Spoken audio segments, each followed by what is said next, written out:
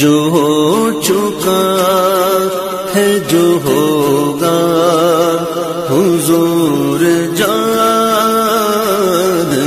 ہیں تیری عطا سے خدایا حضور جانتے نحمدہ ونصلی ونسلم علی رسولہ الکریم اما بعد فاعوذ باللہ من الشیطان الرجیم بسم اللہ الرحمن الرحیم ومنہم من یلمزک فی الصدقات فإن أعطوا منها رضوا وإن لم يعطوا منها إذا هم يسخطون ولو أنهم رضوا ما آتاهم الله ورسوله وقالوا حسبنا الله سيؤتينا الله من فضله ورسوله إنا إلى الله راغبون صدق الله العلي العظيم وصدق رسوله النبي الكريم الأمين الرؤوف الرحيم ونحن على ذلك لمن الشاهدين والشاكرين والحمد لله رب العالمين. درود پاک و آواز بلند.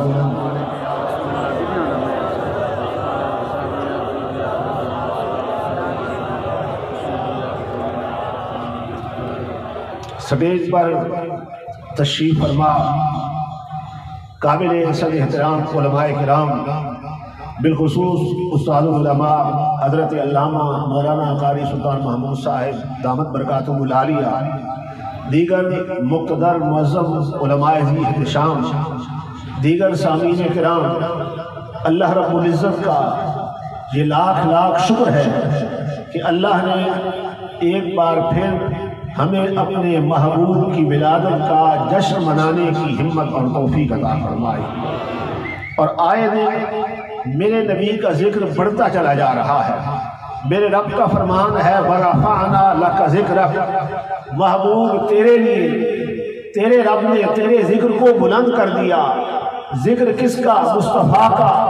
بلند کرنے والا کون؟ خدا.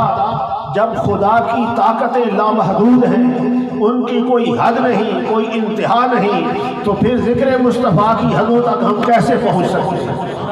وَرَفَعْنَا لَكَ ذِكْرَكَ کا ہے سایہ تجھ پر، وَرَفَعْنَا لَكَ ذِكْرَكَ کا ہے سایہ تجھ پر. ذکر اونچا ہے تیرا، بول ہے بالا تیرا، اور مٹتے ہیں مٹ جائیں گے آدھا تیرے، مٹتے ہیں مٹ جائیں گے آدھا تیرے، نہ مٹا ہے نہ مٹے گا کبھی چرچا تیرا. ہر آن نعرہ رسالت، نعرہ حیدری، غلام ہے غلام ہے غلامی رسول میں. سامعین ذی احتشام، تلاوت کردہ آیات مبارکہ میں میرے رب نے ارشاد فرمایا کہ محبوب وَمِنْهُمْ مَنْ يَلْمِزُكَ فِي الصَّدَقَاتِ، کہ ان میں سے کچھ لوگ ایسے ہیں جو صدقات کے معاملے میں آپ پر اعتراض کرتے ہیں، آپ پر طعن کرتے ہیں. میرے آقا مال غنیمت تقسیم کر رہے تھے، ذوالخویسرہ تمیمی آ گیا اور اس نے سید عالم صلی اللہ علیہ وسلم سے کہا کہ اے محمد صلی اللہ علیہ وسلم عدل کیجئے. میرے آقا کا چہرہ سرخ ہو گیا، حضور جلال میں آ گئے اور آپ نے فرمایا اگر میں عدل نہیں کروں گا تو کون عدل کرے گا؟ اگر میں نے عدل نہیں کرنا تو عدل کرنے والا کون ہے؟ حضرت عمر جلال میں آ گئے اور عرض کی یا رسول اللہ اگر آپ اجازت دیں تو میں اس بدبخت کا سر قلم کر دوں. میرے آقا نے روک دیا، حضور نے منع فرما دیا، لیکن سرکار نے آگے ایک اور بات بھی فرما دی. میرے نبی کا فرمان ذرا غور سے سننا. حضور نے فرمایا ان لہ اصحابا یحقر احدکم صلاتہ مع صلاتہ، کہ بے شک اس کے ساتھی ہوں گے، ایسے لوگ ہوں گے جو نمازیں پڑھیں گے اور تم اپنی نمازوں کو ان کی نمازوں کے سامنے حقیر جانو گے. وَصِيَامَهُمْ مَا صِيَامِهِمْ، وہ روزے رکھیں گے، تم اپنے روزوں کو ان کے روزوں کے سامنے حقیر جانیں گے. یقرؤون القرآن، میرے نبی نے فرمایا قرآن پڑھیں گے، لا یجاوز تراقیہم، اب ذرا غور کرنا، میرے نبی نے فرمایا نمازیں پڑھیں گے، تم کہو گے نمازی تو یہی ہیں، روزے رکھیں گے، تم کہو گے روزے دار تو یہی ہیں، قرآن پڑھیں گے، تم کہو گے قرآن کے قاری تو یہی ہیں، لیکن میرے نبی نے فرمایا یمرقون من الدین کما یمرق السهم من الرمیہ، دین سے اس طرح نکل جائیں گے جس طرح تیر کمان سے نکل جاتا ہے۔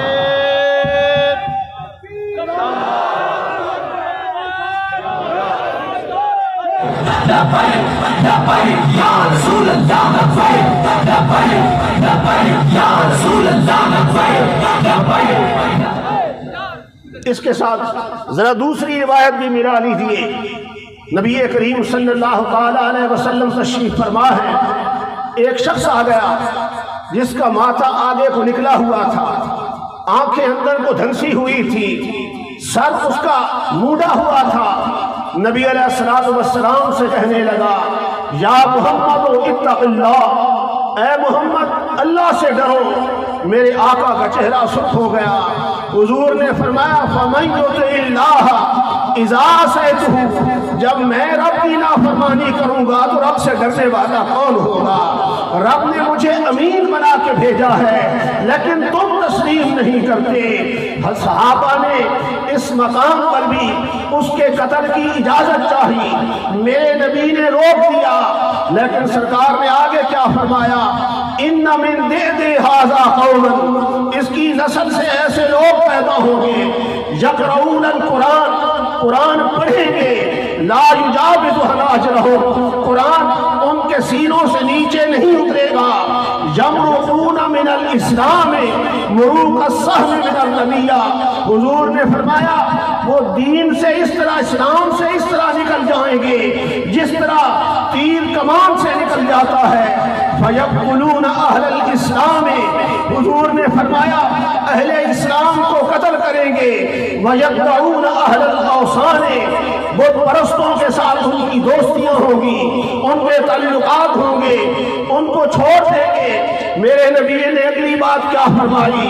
حضور پہلے ان کی نمازوں کا ذکر کر رہے ہیں، حضور ان کی عبادتوں کا ذکر کر رہے ہیں، حضور ان کے قرآن کا ذکر کر رہے ہیں، لیکن سرکار نے آگے فرمایا لَإِنْ أَدْرَكْتُهُمْ لَأَقْتُلَنَّهُمْ قَتْلَ عَادٍ، کہ اگر وہ لوگ میرے زمانے میں آ گئے تو میں ان کے ساتھ اسی طرح جہاد کروں گا جس طرح قوم عاد کے کافروں کے ساتھ جہاد کیا گیا تھا۔ نعرہ تکبیر، نعرہ رسالت، علماء حق اہل سنت والجماعت، فیضان حجت الاسلام حضرت علامہ مولانا مفتی محمد ابراہیم صاحب سیالوی، ذوالخویسرہ کے کہنے پر سرکار پر اس نے جو اعتراض کیا اس پر غیرت خداوندی بھی برداشت نہ کر سکی، اور میرے رب کا قرآن آیا، فرمایا محبوب وَمِنْهُمْ مَنْ يَلْمِزُكَ فِي الصَّدَقَاتِ، ان میں سے کچھ بدبخت ایسے ہیں جو صدقات کے معاملے میں تجھ پر اعتراض کرتے ہیں۔ فَإِنْ أُوتُوا مِنْهَا، اگر انہیں مال دے دیا جائے ردو پھر راضی ہو جاتے ہیں، وَإِن لَّمْ يُعْطَوْا مِنْهَا، اگر ان کو نہ دیا جائے اِذَا هُمْ يَسْخَطُونَ، پھر وہ ناراض ہو جاتے ہیں۔ آگے فرمایا وَلَوْ هُمْ رَسُولُهُ، کہ آج وہ راضی ہو جاتے اس پر جو اللہ نے ان کو عطا کیا، اللہ کے رسول نے عطا کیا۔ فرمایا وَقَالُوا حَسْبُنَا اللَّهُ، اور کہتے کہ اللہ ہمیں کافی ہے۔ اب قرآن کی اگلی الفاظ قابل غور ہیں۔ میرے رب نے فرمایا سَيُعْطِينَ اللَّهُ مِنْ فَضْلِهِ وَرَسُولُهُ، کہ اللہ بھی اپنے فضل سے ان کو عطا کرے گا، اللہ کا رسول بھی اپنے فضل سے ان کو عطا کرے گا۔ اللہ بھی دینے والا۔ لوگ کہتے ہیں نا کہ اللہ کے سوا کوئی داتا نہیں، اللہ کے سوا کوئی مشکل کشا نہیں، اللہ کے سوا کوئی حاجت روا نہیں، ان کے اس عقیدے کا قرآن رد کر رہا ہے اور فرمایا سَيُعْطِينَ اللَّهُ مِنْ فَضْلِهِ وَرَسُولُهُ، کہ ان قریب اللہ بھی اپنے فضل سے عطا فرمائے گا، اللہ کا رسول بھی اپنے فضل سے عطا فرمائے گا۔ جو لوگ لوگ یہ کہتے ہیں کہ ہمارے لیے اللہ ہی کافی ہے، ذرا اس آیت پہ غور کریں۔ رب کا قرآن پکار پکار کے کہہ رہا ہے سَيُعْطِينَ اللَّهُ مِنْ فَضْلِهِ وَرَسُولُهُ، کہ اللہ بھی اپنے فضل سے عطا کرے گا، اللہ کا رسول بھی اپنے فضل سے عطا کرے گا۔ اب ہو سکتا ہے کوئی یہ کہے پھر تو شرک لازم آ گیا، تم نے دو خدا مان لیے۔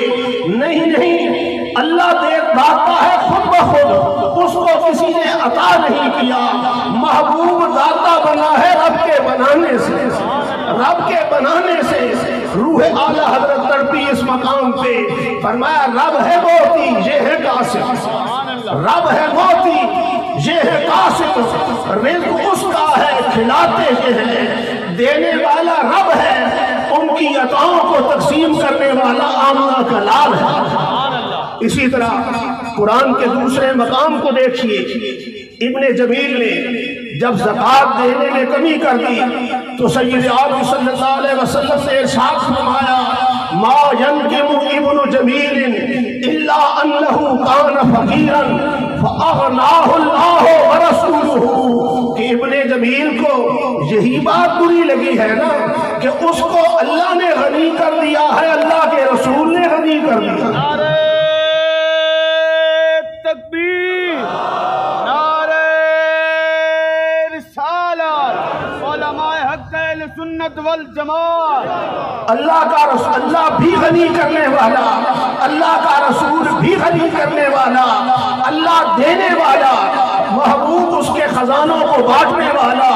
اس لیے تو نبی علیہ السلام نے فرمایا اوتیتو مفاتیح خزائن الارض، زمین کے جتنے خزانے ہیں ان سارے خزانوں کی چابیاں میرے رب نے مجھے عطا کر دی۔ دنیا کے خزانے بھی مصطفیٰ کو دے دیے، آخرت کے خزانے بھی مصطفیٰ کو دے دیے۔ سب سے بڑا خزانہ، سب سے بڑی نعمت تو کسی کو جنت دینا ہے نا، بولیے کسی کو جنت دینا ہے، اس سے بڑھ کے اور نعمت کیا ہوگی؟ سرکار کے صحابی حضرت ربیعہ میرے آقا کو وضو کروا رہے ہیں، دریائے رحمت جوش میں آ گیا، میرے نبی نے فرمایا سب ربیعہ، مانگ ربیعہ، مانگ ربیعہ۔ اب ربیعہ نے کیا مانگا؟ اگر کوئی آج کا مسلمان ہوتا دولت کا مطالبہ کرتا، آج کا مسلمان ہوتا عالی شان کوٹھی کا مطالبہ کرتا، کار کا مطالبہ کرتا، لیکن جن کی تربیت میرے آقا نے کی تھی ان کی عظمتوں پہ میں قربان، ان کے مقام پہ میں قربان۔ عرض کرتے ہیں آقا اسألک مرافقتک فی الجنہ، یا رسول اللہ یہاں بھی تیری غلامی کر رہا ہوں، وہاں بھی تیری غلامی کرنا چاہتا ہوں، تجھ سے تجھی کو مانگ کر، تجھ سے تجھی کو مانگ کر، مانگ لی ہے ساری کائنات۔ میرے نبی نے یہ نہیں فرمایا کہ اے ربیعہ میں نے جنت کی بات تھوڑی کی ہے، جنت تو ملنی ہے اپنے اعمال کی بنیاد پر، نمازوں کی بنیاد پر، روزوں کی بنیاد پر، تبلیغ کی بنیاد پر، میں نے تو دنیا کی بات کی ہے۔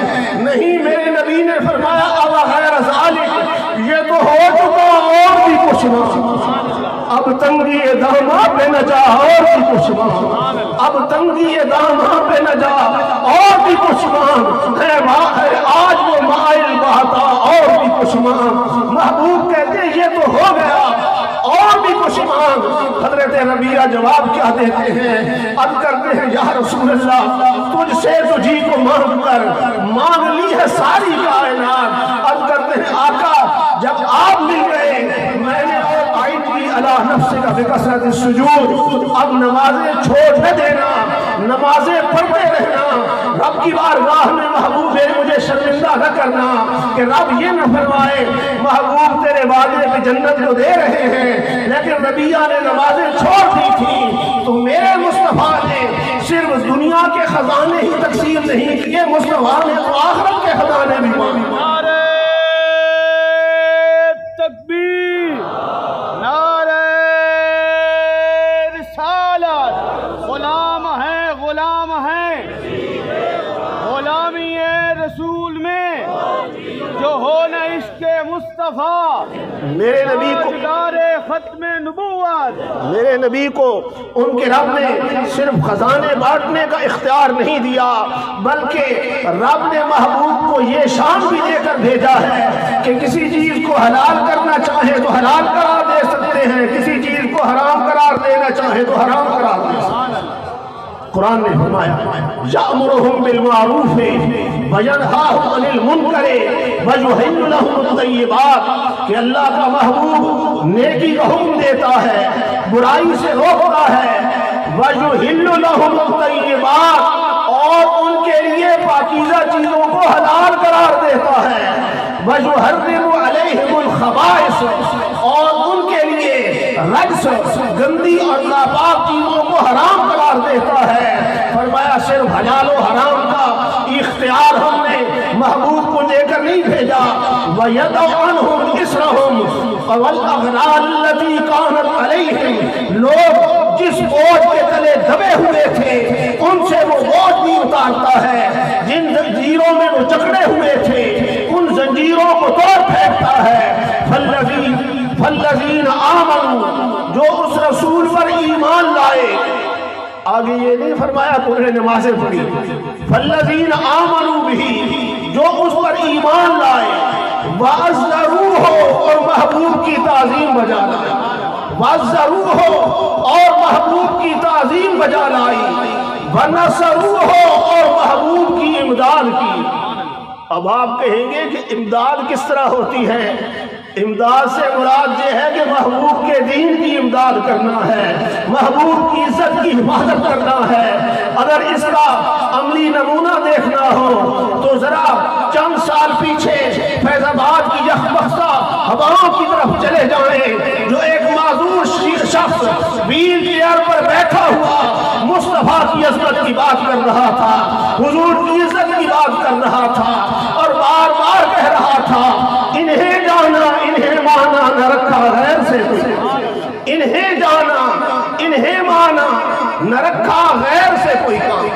یہاں پہ ایک اور بھی بڑی دلچسپ بات ہے جو میں نے کئی علماء کی زبانی سنی ہے کہ حضرت امیر المجاہدین آخری مرتبہ جب فیض آباد گئے، یعنی پہلے بھی گئے تھے، پہلے جب بھی جاتے تھے وہ شعر یوں پڑھتے تھے انہیں جانا انہیں مانا نہ رکھا غیر سے کوئی کام، لیکن جب آخری مرتبہ گئے تو علماء فرماتے ہیں ہمارا وجدان یہ کہتا ہے کہ آخری مرتبہ پردے ہٹا دیے گئے تھے، سامنے آمنہ کے لال کا چہرہ تھا اور شعر کہنے کا رنگ بدل گیا تھا، کہہ رہے تھے انہیں جانا انہیں مانو، انہیں جانا انہیں مانو نہ رکھا غیر سے کوئی کام، للہ الحمد میں دنیا سے مسلمان گیا۔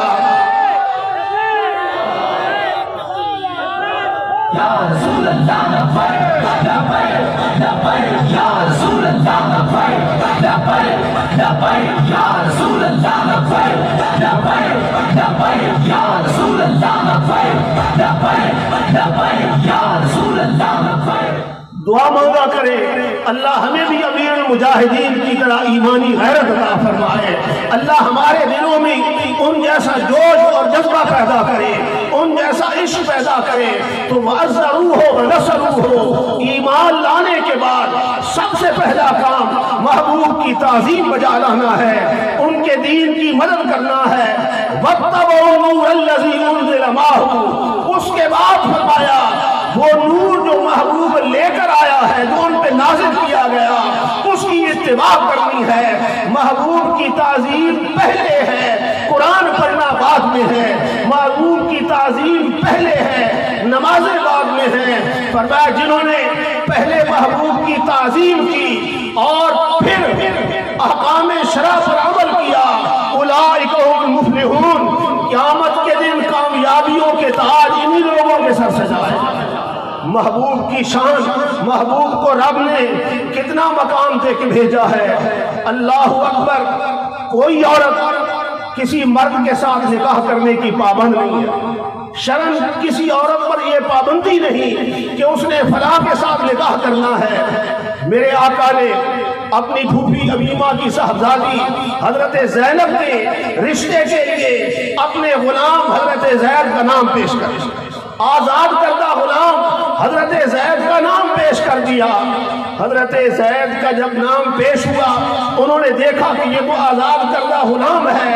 حضرت زید نے بھی حضرت زینب نے بھی انکار کر دیا اور ان کے بھائی عبداللہ نے بھی انکار کر دیا، لیکن میرا رب یہ برداشت نہ کر سکا۔ اللہ کا قرآن آ گیا، رب کا قرآن آ گیا، فرمایا وما کان لمؤمن ولا مؤمنۃ، کسی مومن مرد کو کسی مومن عورت کو کوئی اختیار نہیں، اذا قضى اللہ ورسولہ امرا ان یکون لهم الخیرۃ من امرہم، فرمایا جب میرا محبوب ایک آرڈر دے دے اب مومن کے اختیار ختم ہو گئے، اب اس نے محبوب کے حکم پر عمل کرنا ہے۔ وَمَن يَعْصِ اللَّهَ وَرَسُولَهُ فَقَدْ ضَلَّ ضَلَالًا مُبِينًا، جو اس مقام پر بھی محبوب کے اختیار کو نہیں مانے گا وہ رب کا بھی نافرمان ہوگا، رب کے رسول کا بھی نافرمان۔ اب آپ دیکھیں نا، پیغام تو بھیجا تھا سید عالم صلی اللہ علیہ وسلم، رب نے پیغام تو نہیں بھیجا تھا، لیکن جب اللہ کا قرآن آیا فرمایا وَمَن يَعْصِ اللَّهَ وَرَسُولَهُ، جو اللہ کی نافرمانی کرتا ہے اس کے رسول کی نافرمانی کرتا ہے، فَقَدْ ضَلَّ ضَلَالًا مُبِينًا، فرمایا وہ کھلی ہوئی گمراہی میں مبتلا ہے۔ تو یہاں پر بھی محبوب کیا کسی طرح مرد بیک وقت 4 عورتوں سے نکاح کر سکتا ہے، یعنی مومن کے نکاح میں بیک وقت 4 عورتیں رہ سکتی ہیں۔ یہ کس کا فیصلہ ہے؟ اللہ کے قرآن کا فیصلہ ہے کہ فَانكِحُوا مَا طَابَ لَكُم مِّنَ النِّسَاءِ مَثْنَىٰ وَثُلَاثَ وَرُبَاعَ، کہ نکاح کر سکتا ہے 3 4 تک۔ حضرت فاطمہ کی زندگی میں جب مولا علی نے ایک عورت ابو جہل کی بیٹی کے ساتھ نکاح کرنا چاہا، وہ اسلام لا چکی تھی، نکاح کرنا چاہا، سید عالم نے روک دیا، فرمایا جب تک فاطمہ زندہ ہے علی تیرا یہ اختیار ختم ہو چکا ہے۔ علی بھی یہ نہیں کہتے یا رسول اللہ رب کا حکم ہے، لیکن جانتے تھے محبوب کے حضرت علی کے بخدا خدا کا یہی ہے در، بخدا خدا کا یہی ہے در، نہیں اور کوئی مفر نہ کر، جو کچھ ہو یہی آ کے ہو، جو جہاں نہیں تو وہاں نہیں۔ تکبیر، نعرہ رب نے محبوب کو صرف دنیا کے خزانے بانٹنے کا اختیار دے کر نہیں بھیجا، صرف آخرت کے خزانے بانٹنے کا اختیار دے کر نہیں بھیجا، محبوب کو رب نے تو یہ اختیار بھی دیا ہے کہ کسی عام حکم کو خاص کرنا چاہیں تب بھی اختیار ہے، کسی خاص حکم کو عام کرنا چاہیں تب بھی اختیار، رب نے اختیار دے کے بھیجا۔ اب قرآن کا فیصلہ ہے کہ وَاسْتَشْهِدُوا شَهِیدَینِ، کسی بھی معاملے میں ماں سوائے زنا کے، زنا میں 4 گواہوں کی ضرورت ہوتی ہے، اس کے علاوہ جتنے معاملات ہیں ان میں 2 عادل گواہ چاہیے۔ وَاسْتَشْهِدُوا شَهِیدَینِ مِن رِجَالِکُم، 2 مرد گواہ چاہیے، اگر 2 مرد نہ ہوں تو 1 مرد اور 2 عورتیں گواہ ہوں۔ اگر اکیلا ابو بکر صدیق ہو نصاب شہادت پورا نہیں، اگر 1 مرد ہو اور ساتھ 1 عورت ہو نصاب شہادت پھر بھی پورا نہیں، یا 2 مرد ہونے چاہیے یا 1 مرد اور 2 عورتیں ہونا چاہیے۔ یہ فیصلہ قرآن کا ہے۔ میرے آقا نے ایک یہودی کے ساتھ سودا کیا، وہ مکر گیا، انکار کر گیا، اس نے کہا کوئی گواہ پیش کرے۔ جب میرا آقا کا اور اس کا معاملہ طے ہو رہا تھا موقع پر کوئی گواہ نہیں تھا، سرکار نے فرمایا گواہ تو موجود تھا نہیں، اس نے کہا آپ گواہ پیش کریں، ثابت کریں۔ حضرت خزیمہ دوڑتے ہوئے آ گئے، عرض کرتے ہیں یا رسول اللہ میں گواہی دوں گا، قسم اٹھا کے دوں گا، جس طرح یہ کہے گا اسی طرح گواہی دوں گا۔ میرے نبی نے فرمایا خزیمہ تو موقع پر موجود نہیں تھا، تو گواہی کس طرح دے گا؟ عرض کرتے ہیں آقا تو نے عرش کی خبریں دی ہم مان گئے، تو نے فرش کی خبریں دی ہم مان گئے، تو نے جنت کی خبریں دی ہم مان گئے، تو نے دوزخ کی خبریں دی ہم مان گئے۔ محبوب تو نے فرمایا اللہ ایک ہے، ہم نے سر جھکا دیے۔ تو نے فرمایا سجدوں کے لائق وہی ہے، ہم اس کے سامنے سجدہ ریز ہو گئے۔ الہ محبوب جب اتنی باتوں میں تو یہ سچا مانتے ہیں تو پھر آپ یہاں پہ غلط بیانی کیسے کریں گے؟ میں گواہی دوں گا، قسم اٹھا کے دوں گا۔ اب سرکار حضرت خزیمہ کی اس بات پر اتنے خوش ہوئے کہ نبی کریم صلی اللہ علیہ وسلم نے قرآن کے اصول کو بدل ڈالا، اس میں ترمیم کر دی، اور حضور نے فرمایا گواہی کے معاملے میں میری ساری امت ایک طرف کھڑی ہو جائے، پوری امت، صحابہ بھی، تابعین بھی، تبع تابعین بھی، اولیاء بھی، اغواث بھی، اقطاب بھی، ابدال بھی، ساری امت ایک طرف ہو، اکیلا خزیمہ دوسری طرف ہو۔ میرے نبی نے فرمایا خزیمہ گواہی کے معاملے میں سب پہ بھاری ہو جائے۔ اور پھر جب قرآن جمع کیا، یعنی نگاہ مصطفیٰ ایک اور چیز کو بھی دیکھ رہی تھی، جب قرآن جمع کیا جا رہا تھا تو اس وقت صحابہ کرام کا معمول یہ تھا کہ ہر آیت پر 2 گواہ طلب کرتے، جو آ کے گواہی دیتے کہ ہم نے یہ آیت سید عالم کی زبان سے سنی ہے، اور یا سید عالم نے ہمیں سنائی ہے، یا اس وقت ہم موجود تھے جب یہ آیات نازل ہوئی۔ قرآن میں جمع جب ہو رہا تھا، ہر آیت کی تصدیق کے لیے 2 گواہ طلب کیے جاتے۔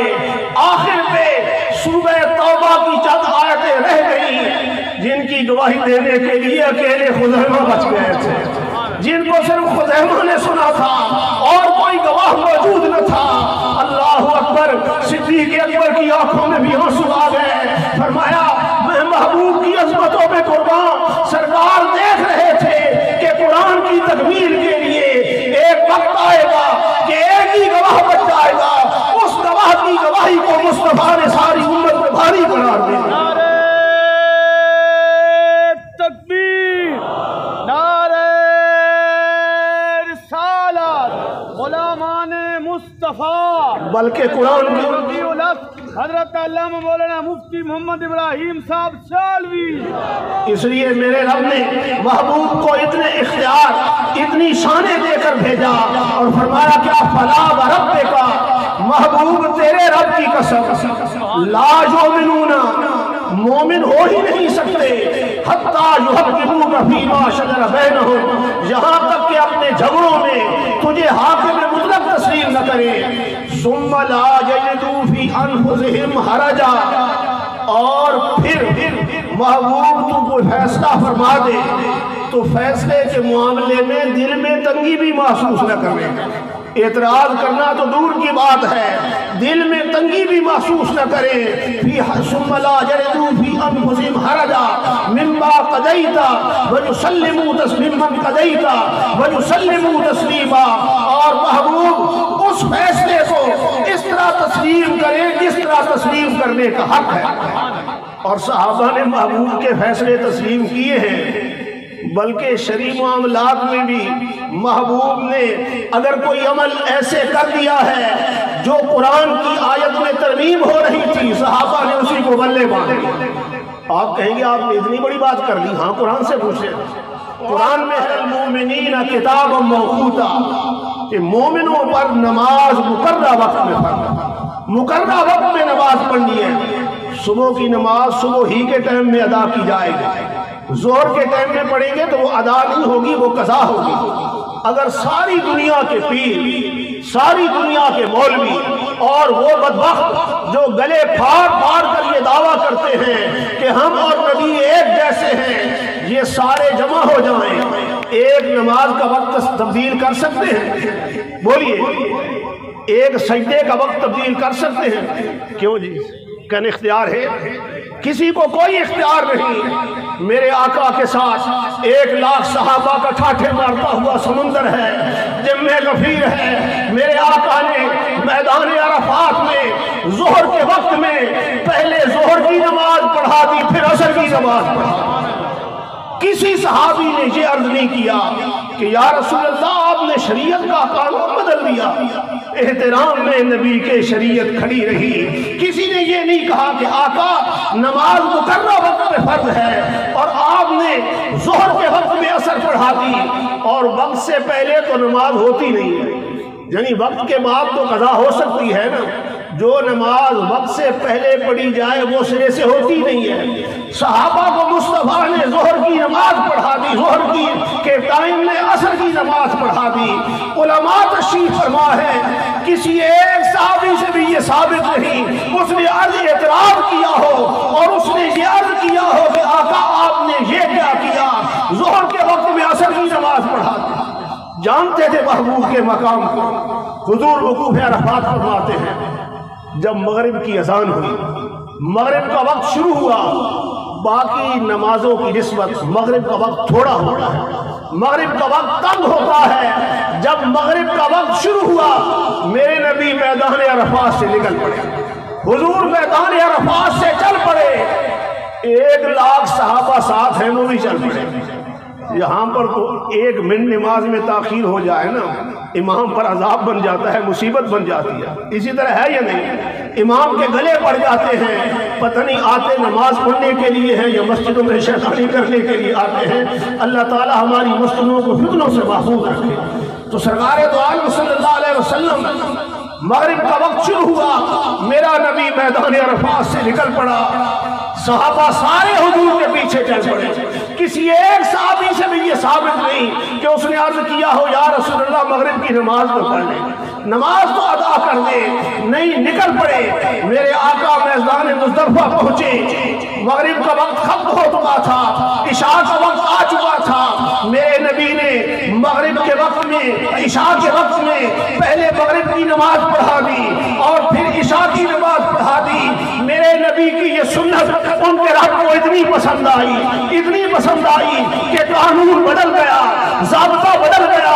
قیامت تک حاجی حج کرنے کے لیے جائے گا، اگر میدان عرفات میں جماعت کے ساتھ پڑھے گا، اس امام کے پیچھے پڑھے گا تو ظہر عصر دونوں ظہر کے وقت میں پڑھے گا، اور پھر مغرب کی نماز جو ہے چاہے وہ مغرب کا وقت ہو چاہے عشاء کا، میدان مزدلفہ چاہے وہ تنہا ہو یا جماعت کے ساتھ ہو، میدان عرفات کو چھوڑ دے گا، عشاء کے وقت میں جا کر میدان مزدلفہ میں پہلے مغرب کے 3 فرض پڑھے گا، پھر عشاء کی نماز ادا کرے گا۔ نعرہ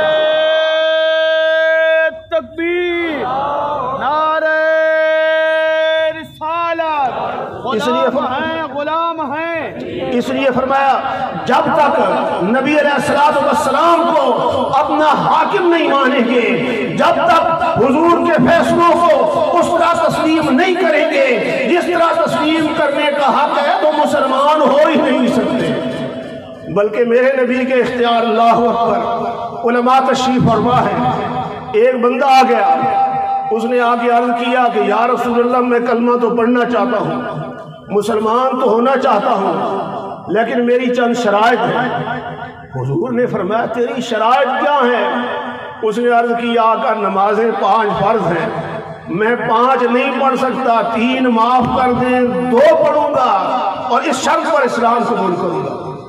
آج کسی مولوی کے پاس یہ اختیار ہے؟ بولیے، ایک سجدہ معاف کر سکتا ہے؟ نہیں کر سکتا۔ مسند احمد بن حنبل کی حدیث ہے، بلکہ اس کے بارے میں فرمایا گیا بل رجالہ رجال مسلم، کہ اس حدیث کے جتنے راوی ہیں سارے کے سارے ثقہ ہیں، اور امام مسلم نے اپنے راویوں کے لیے جو کڑی شرائط عائد کی ہیں وہ ساری کی ساری اس حدیث کے راویوں میں پائی جاتی ہیں۔ اس نے عرض کیا یا رسول اللہ نمازیں 2 پڑھوں گا، 3 نہیں پڑھوں گا۔ میرے محبوب نے کیا فرمایا؟ حضور نے یہ نہیں فرمایا میں تو بے اختیار ہوں، میں تو ایک قاصد بن کے آیا ہوں، مجھے یہ اختیار ہی نہیں ہے۔ میرے نبی نے فرمایا پڑھ کلمہ، 3 میں معاف کر دیتا ہوں، 2 پڑھتے رہنا۔ ساری زندگی وہ 2 نمازیں پڑھتا رہا۔ اور اللہ نے کیا فرمایا؟ رب نے فرمایا محبوب لا تبدیل لکلمات اللہ، تیرے رب کے فیصلے بدلتے نہیں ہیں، تیرے رب کے احکام تبدیل نہیں ہوتے۔ یہ تو تھا کہ تو نے اس کو 3 نمازیں معاف کر دی، 2 پڑھ رہا ہے، اب وہ پڑھے گا 2، لیکن ثواب اس کو 5 کا ملتا رہے گا، ثواب 5 کا ملے گا۔ آئیوں نہ کیوں ڈروتے بد نصیبہ، آئیوں نہ کیوں ڈروتے بد نصیبہ، ہزاروں رنگوں میں رنگیدہ محمد میرے محبوب کی بارگاہ میں جو آ گیا، سرور کہوں کہ مالک و مولا کہوں تجھے، سرور کہوں کہ مالک و مولا کہوں تجھے، باغ خلیل کا گل زیب زیبا کہوں تجھے، تیرے تو وصف عیب تناہی سے ہے بری، تیرے تو وصف عیب تناہی سے ہے بری، حیران ہوں میرے شاہ میں کیا کیا کہوں تجھے، لیکن رضا نے ختم سخن اس پہ کر دیا، کمال کر دیا اعلی حضرت نے، کہتے ہیں لیکن رضا نے ختم سخن اس پہ کر دیا۔ لوگ تو کہتے ہیں نا امام احمد رضا نے شرک کا دروازہ کھولا تھا، اللہ اکبر، جو توحید احمد رضا نے سمجھی ہندوستان میں کوئی اور بول بھی نہیں سمجھ سکتا، کوئی ان کے پائے کا لا کر تو دکھاؤ، ان کے علمی طور پر ان کے برابر جیسا لا کر تو دکھاؤ۔ رب ذوالجلال کی عزت کی قسم، آپ فتاوی رضویہ کا مطالعہ کر لیں اور دیگر جو فتوے ہیں جو بندیوں کے ہیں، غیر مقلدین کے ہیں، فقہ میں ان کے فتوے بھی دیکھ لیں۔ میں نے اکثر فتاوی کو دیکھا ہے، قسم اٹھا کر کہہ رہا ہوں، رب ذوالجلال کی عزت کی قسم، اعلیٰ حضرت بریلوی کو پڑھ کر جب کسی اور کے فتوے کو دیکھا جاتا ہے تو امام احمد رضا کے سامنے وہ طفل مکتب سے بھی نیچے نظر آتا ہے، ان کے سامنے طفل مکتب بھی نظر نہیں آتا، اس لیے کیونکہ ملک سخن کی شاہی تم کو رضا مسلم، ملک علم کی شاہی تم کو رضا مسلم، جس سمت آ گئے ہو سکے دکھا دیے ہیں۔ کہتے ہیں لیکن رضا نے ختم سخن اس پہ کر دیا، لیکن رضا نے ختم سخن اس پہ کر دیا، بلکہ اعلیٰ حضرت کی جلالت علمی کو تو دیوبندی بھی تسلیم کرتے ہیں۔ دیوبندیوں کا ایک مشہور مولوی ہے کراچی کا، نیٹ پہ اس کا ایک کلپ موجود ہے، وہ خود کہتا ہے کہ میں نے امام احمد رضا کے خلاف بڑے کفر کے فتوے دیے، ان کو مشرک کہا، کہتا ہے جب میں نے امام احمد رضا کو پڑھا تو میرے پاؤں تلے سے زمین نکل گئی کہ بندہ تو بڑا غضب ہے، بڑا غضب کا آدمی ہے۔ وہ کہتا ہے میں اللہ سے معافی مانگتا رہتا ہوں کہ میں نے ان کے خلاف جو زبان درازی کی ہے، ان کی حیثیت کو، ان کی جلالت علمی کو تو ان کے غیر بھی تسلیم کرتے ہیں۔ بدبختی سنیوں کی ہے کہ آج ہم کہتے ہیں ہم بریلوی نہیں ہیں، میں بڑے فخر سے کہتا ہوں کہ ہم بریلوی ہیں، ہمیں بریلوی ہونے پر ناز ہے، ہمیں بریلوی ہونے پر فخر ہے، اور ہم دعا مانگتے ہیں کہ اللہ زندہ رہے تو اسی عقیدہ حق پہ زندہ رہے، اور قیامت کے دن امام احمد رضا کی قیادت میں حضور کے جلوس میں شریک ہو سکے۔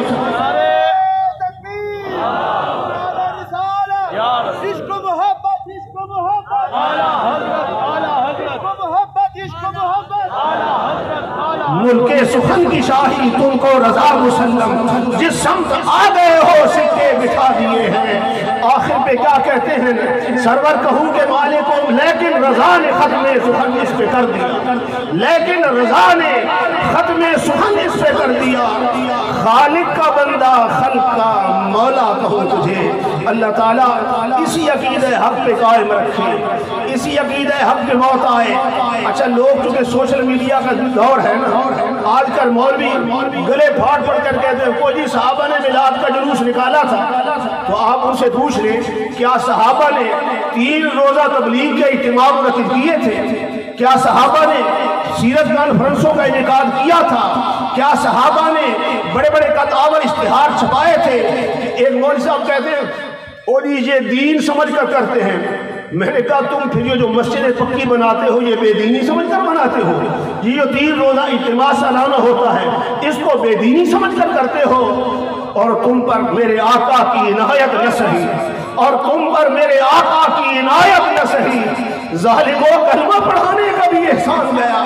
جب سرے محشر وہ پوچھیں گے بلا کر سامنے، جب سرے محشر وہ پوچھیں گے بلا کر سامنے، کیا جواب جو دو گے تم خدا کے سامنے؟ لیکن رضا نے ختم سخن اس پہ کر دیا، خالق کا بندہ خلق کا آقا کہوں تجھے۔ اللہ تعالیٰ میری اور آپ کی حاضری کو منظور قبول فرمائے۔ وما علینا الا البلاغ المبین۔